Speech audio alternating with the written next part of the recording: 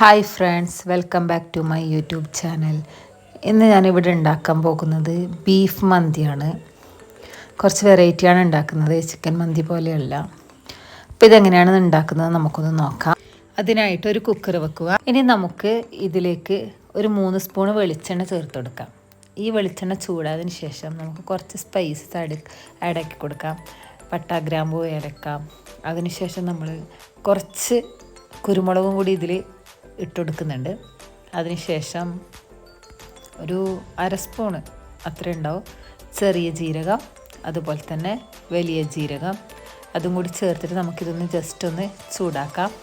ഇനി ഇതൊന്ന് ജസ്റ്റ് ചൂടായതിന് ശേഷം ഞാനിതിലേക്ക് 2 വെല്ലുള്ളി കട്ട് ചെയ്ത് ഇട്ട് കൊടുക്കുന്നുണ്ട്.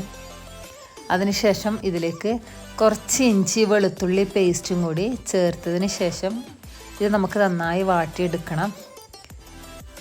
ഉള്ളി നന്നായി വാടിയിട്ട് വരണം. അതിനുശേഷം ഇതിലേക്ക് ചേർത്ത് കൊടുക്കുന്നത് ഒരു പിടി മല്ലിച്ചപ്പാണ്. അതും കൂടി ചേർത്ത് നമുക്ക് ഈ ഉള്ളി നന്നായി വഴറ്റിയെടുക്കാം. അങ്ങനെ ഉള്ളി നന്നായി വാടി വന്നിട്ടുണ്ട്. അതിനുശേഷം ഇതിലേക്ക് നമ്മൾ ചേർത്ത് കൊടുക്കുന്നത് മന്തി മസാലയാണ്. അതും കൂടി ചേർത്ത് കൊടുക്കാം. അതൊരു 4 സ്പൂൺ വരെ ഉണ്ട്. പിന്നെ ഒരു 2 സ്പൂൺ മുളക് പൊടിയും. അപ്പോൾ ഇതെല്ലാം നന്നായി വാട്ടിയെടുക്കാം. അതിനുശേഷം ഒരു 3 സ്പൂൺ വരെ തൈരും കൂടി ചേർത്ത് കൊടുക്കുന്നുണ്ട്, ഒരു പുളിക്ക് വേണ്ടിയിട്ട്. അപ്പോൾ ഇതുവരെ നമ്മൾ ഉപ്പ് ചേർത്ത് കൊടുത്തിട്ടില്ല. അപ്പോൾ ആവശ്യത്തിന് ഉപ്പും ചേർത്ത് കഴുകി വൃത്തിയാക്കിയ ബീഫും കൂടി ചേർത്ത് കൊടുക്കാം. ബീഫ് ചേർത്തതിന് ശേഷം നമ്മൾ നന്നായി ഇളക്കി കൊടുക്കണം. ഈ സ്റ്റേജ് നമ്മൾ സ്കിപ്പ് ചെയ്യാൻ പാടില്ല, കാരണം ആ മസാല നന്നായിട്ട് നമ്മൾ ബീഫിലേക്ക് പിടിക്കണം. പിന്നെ 2 ക്യൂബ്സ് ചിക്കൻ സ്റ്റോക്ക് ഇടുന്നുണ്ട്. എൻ്റെ കയ്യിൽ ബീഫിൻ്റെ സ്റ്റോക്കില്ല, അതുകൊണ്ട് ഞാൻ ചിക്കൻ സ്റ്റോക്ക് ഇട്ടത്. അതും കൂടി ഇട്ടിട്ട് നമുക്ക് ഈ ചിക്കൻ ഒന്ന് വേവുന്ന വരെ നമുക്ക് വെയിറ്റ് ചെയ്യാം. ഇനി നമ്മൾ ചോറാണ് ഉണ്ടാക്കുന്നത്. അതിനായിട്ട് വെള്ളം വെച്ചിട്ടുണ്ട്. നന്നായി വെള്ളം തിളച്ചിട്ടുണ്ട്. അതിലേക്ക് ആവശ്യത്തിന് ഉപ്പും ഒരു ചിക്കൻ ക്യൂബ്സും പിന്നെ കുറച്ച് ഓയിലും കൂടി ചേർത്തിട്ടുണ്ട്. ഇനി അരി ഇതിലേക്ക് ഇട്ട് കൊടുക്കാം. അങ്ങനെ നമ്മൾ ചോറ് ഇവിടെ റെഡി ആയിട്ടുണ്ട്. അങ്ങനെ ബീഫും കൂടി വെന്തിട്ടുണ്ട്. ഇനി നമുക്ക് ഈ ബീഫ് ഒന്ന് ഫ്രൈ ചെയ്തെടുക്കണം. എന്നിട്ട് ഒരു പാൻ വെച്ചിട്ടുണ്ട്. അതിലേക്ക് നമുക്ക് ഓയിൽ ഒഴിച്ചെടുക്കാം. എന്നിട്ട് ആ ഗ്രേവി ഇല്ലാണ്ട് ആ ബീഫ് മാത്രം നമ്മൾ കോരിയിട്ട് ഫ്രൈ ചെയ്തെടുക്കാം.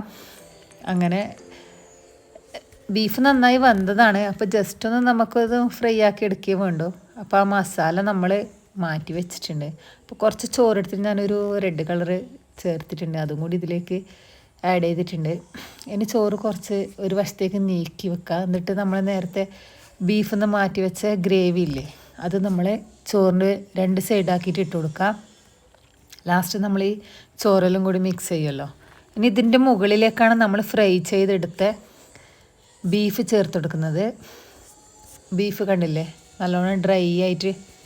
അങ്ങനെ ബീഫ് ഫുള്ളായിട്ട് ഇതിൻ്റെ മുകളിലേക്ക് വെച്ചിട്ട് ഒരു 5-10 മിനിറ്റ് നമുക്കൊന്ന് ചൂടാക്കി എടുക്കണം. എൻ്റെ കയ്യിൽ ചാർക്കോളില്ല, അതുകൊണ്ട് ഞാനത് കത്തിച്ചിട്ടില്ല. ജസ്റ്റ് ഒന്ന് അടച്ച് വെച്ചിട്ട് ചൂടാക്കിയതേ ഉള്ളൂ. ഇനി നമുക്കിതൊന്ന് മൊത്തത്തിലൊന്ന് മിക്സ് ചെയ്തെടുക്കാം. അപ്പോൾ കണ്ടില്ലേ, എല്ലാവരും ഒന്ന് ട്രൈ ചെയ്ത് നോക്കാം. നല്ല അടിപൊളി ടേസ്റ്റാണ്. കണ്ടില്ലേ? അപ്പോൾ ട്രൈ ചെയ്ത് ഫീഡ്ബാക്ക് അറിയിക്കുക. ചാനലൊന്ന് സപ്പോർട്ട് ചെയ്യുക.